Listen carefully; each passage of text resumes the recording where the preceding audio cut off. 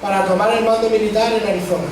Al morir Cochise, que en verano de 1872 había roto las relaciones con el ejército norteamericano y se había refugiado en el sudeste de Arizona, su hijo proclamó a Jerónimo jefe de la tribu. 4 años después le obligaron a ingresar en una reserva. Jerónimo rechazó la imposición y se refugió de nuevo con Victorio en Ojo Caliente. Se dieron órdenes para su detención. Los soldados mexicanos le engañaron en Casa Grande. Tiempo después, en 1885, se marchó a México acompañado de un grupo de guerreros, entre ellos Chihuahua, Mangas, el hijo de Mangas Colorada y Naché. En 1886, después de otra fuga, junto aproximadamente a una treintena de apaches, se dio orden de búsqueda y captura contra él. Se enviaron 5.000 soldados, la tercera parte del ejército estadounidense de la época, ofreciendo una recompensa de $2.000. Detenido de nuevo, se fugó poco después y resistió durante varios años hasta que, agotado y sin recursos, tuvo que rendirse al general Miles. Su única condición fue volver a Arizona. El pacto no se cumplió y volvió a ser considerado un criminal. Pasó varios años en trabajo forzado y finalmente en 1894 se instaló en Oklahoma como agricultor. Allí posó para los fotógrafos a cambio de dinero y se convirtió en una especie de atracción de feria. En los últimos años de su vida dictó unas memorias recogidas por Barrett y editadas de nuevo por Frederick Turner en 1970. Son las traducidas al castellano por Sacristán para la colección Hipótesis de Grijalvo.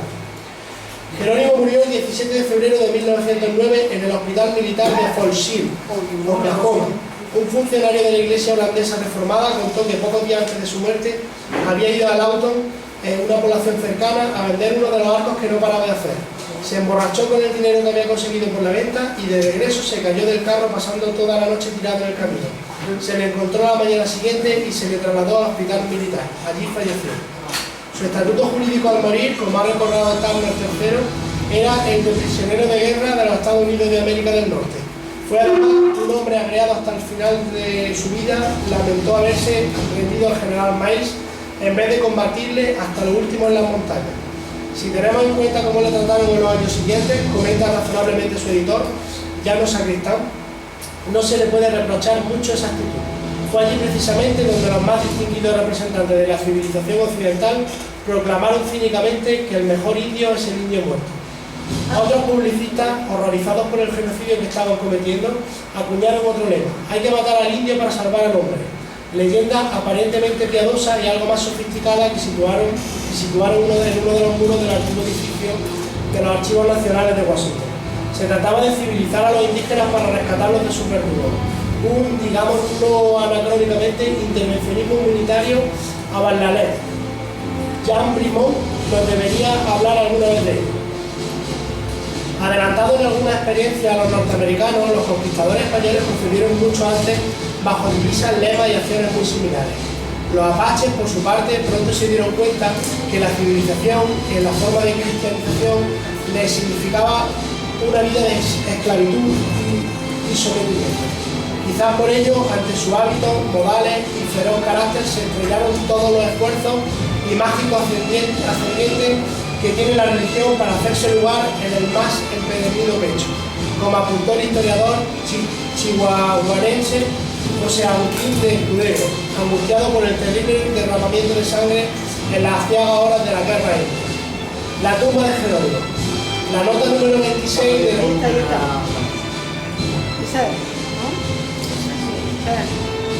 la pausa. La nota número 26 de la penúltima de las observaciones de Sacristán llevaba como título La tumba de Jerónimo. Dice así: el cuerpo del antepenúltimo jefe tribal Chiricahua, Mangas Coloradas, fue descabezado luego de su tortura. La cabeza, inmediatamente hervida y descarnada, se vendió a unos civilizados discípulos de Gol para que hicieran frenología. El cuerpo de Quimpuas, jefe de los Modocs de California, al que los civilizados llamaban Captain Jack, fue disecado y embutido por taxonomistas de ocasión para ser contemplado en las ferias del oeste, previo civilizado pago de entrada, y así otros casos. Por eso, contenta saber que los apaches sostuvieron durante tiempo esto. El cuerpo de Jerónimo no está en el sitio en que primero se depositó, en el cementerio apache de Fort Sill, Oklahoma, sino en el lugar secreto al que le trasladaron enseguida unos guerreros chiricahuas. Ese lugar secreto está quizás en los montes Mogollones, o en los espolones septentrionales de Sierra Madre. La lucidez del comentario de Sacristán en el lugar secreto al que trasladaron enseguida unos guerreros chiricahua tiene la siguiente justificación. Se entiende bien entonces la alegría contenida de Sacristán.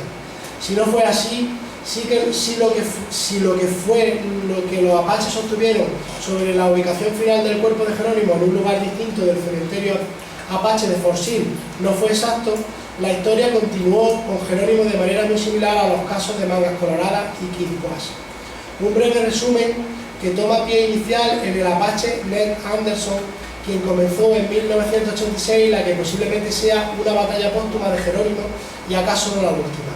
Hay indicios no especulativos de que un grupo de estudiantes ricos y pijos muy pijos, disfrazados de arqueólogos, saquearon la tumba del líder apache en Fort Sill, Oklahoma, llevando su calavera a la Yale University de Connecticut. Fue en 1918. Los miembros de una oscura sociedad secreta, los Skull and Bones, la convirtieron en símbolo suyo. La besan en sus ritos iniciáticos mientras gritan su nombre. Entre esos estudiantes ricos profanadores de tumbas se cree que estaba Prescott Bush, el mismo que fue años después un empresario emprendedor que se enriqueció vendiendo productos al ejército nazi, el mismo anglo que luego sería un respetado gurú de Wall Street y más tarde se lo recuerden necesariamente padre y abuelo de todos los presidentes de Estados Unidos de peor recuerdo y más criminal currículum. Su historia es así. El bisnieto de Jerónimo, Harry, 61 años, desea en cambio recuperar el cadáver de su ancestro. Parece razonable. Harry ingenuamente confiaba en la sensibilidad sobre el asunto del primer presidente negro del país. Otro inmenso error. Nos hemos equivocado tanto. Aprovechando el centenario de la muerte de Jerónimo, el 17 de febrero de 2009 se plantó en Washington para exigir los huesos de su bisabuelo. Harry, chamán y actor apache de Mescalero, quiere reforzar las pruebas de ADN del cadáver. Las pruebas de ADN del cadáver. La escritora Alexandra Robbins desveló el asunto en Secret of the Tomb. Casi nadie se lo tomó entonces muy en serio. Una carta entre dos miembros de la sociedad, Winter Mill y Ruby Davidson, que salió a la luz en 2006, confirmó la sospecha. El texto, autentificado por Judith Schiff, responsable de investigadores de la J. Sterling Memorial Library, parece corroborar el expolio, acaso confundido en sus resultados si la información india fuera exacta. La calavera de Jerónimo el Terrible, exhumada de su tumba en Fort Sill por tu club, está ahora segura dentro de nuestra tumba, se afirmaba en la carta. Harry no está solo en sus reclamaciones, los apaches de Mescalero le apoyan. Desde todos los rincones de Estados Unidos le han llegado señales de aliento. James Anaya, líder apache y relator de los pueblos indígenas de la ONU, ha señalado con enorme y diplomática prudencia que hay indicios que merecen ser investigados. Manny Sánchez, un líder apache californiano, también cree que los restos de Jerónimo fueron robados y ha denunciado el saqueo del cadáver de Mangas Coloradas, descabezado después de su tortura por las tropas estadounidenses. El escritor Ron Rosenbaum, como algunos otros políticos conservadores, apuntan dudas que confirmarían, por otra parte, la conjetura de la profanación confundida. No hay pruebas de que la calavera que robó Prescott fuese de Jerónimo, pero sí hubo, por tanto, profanación. Ned no denunció el caso en el FBI tras la promesa de Bush, primero padre, de devolverle el cadáver de Jerónimo. El líder apache se llegó a reunir con un hermano del que fuera presidente usoamericano, Jonathan Bush, en Nueva York. La devoción, claro está, fue un tono. Estaba cantado desde luego. Le dieron un esqueleto de un niño de 10 años e intentaron que firmase papeles para silenciarlo. Ha sostenido la escritora Alexandra Robbins. El asunto sigue vivo. Parece que Jerónimo no puede descansar en paz. Sigue dando batallas tras su muerte. Y en este caso, incluso con confusiones duplicadas. Probablemente haya obtenido alguna victoria.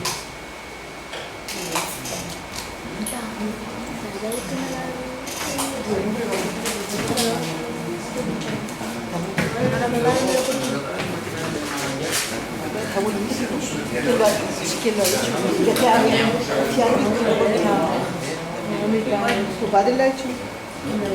¿Quién ha hecho el ponche? Ahora mismo creo que no termino de identificar que no es la... ¿El ha hecho? A ver, bueno, está claro que la historia la historia oficial no suele dar cuenta de todo eso, y que hay mucha dignidad y mucha historia de dignidad que no suelen contarse, sobre todo en una historia pues, con una perspectiva muy etnocéntrica, porque hay mucho etnocentrismo en la cultura y en la mirada occidental que nosotros pertenecemos. También es cierto que la historia de las culturas y la pervivencia de las culturas, lo que llega, lo que vive en el tiempo, no es solamente, tanto en su momento como lo que posteriormente trasciende, no es solamente obra de la gente singular, de los héroes, sino que hay ni siquiera de los héroes que no son reconocidos oficialmente, ¿no? Y sobre los que no se suele hablar, sino que también hay mucha gente anónima, mucho trabajo menudo, mucha asistencia menuda que da vida y que recrea, que permite que las culturas recreen cultura. Pero en este caso, las notas que voy a leer corresponden a una persona singular también, una mujer muy singular, que formó parte, que también de manera singular de la historia que estamos viendo aquí esta tarde, y se llamaba Locen, ¿no?